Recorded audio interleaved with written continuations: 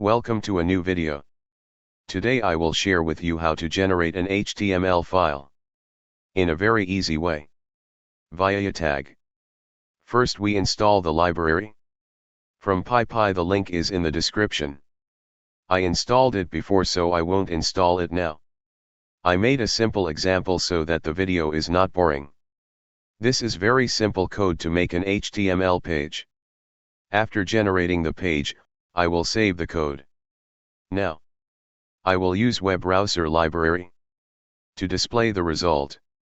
To find out more about this wonderful library, visit the links in the description. Thanks for watching the video. Do not forget to subscribe to the channel and like.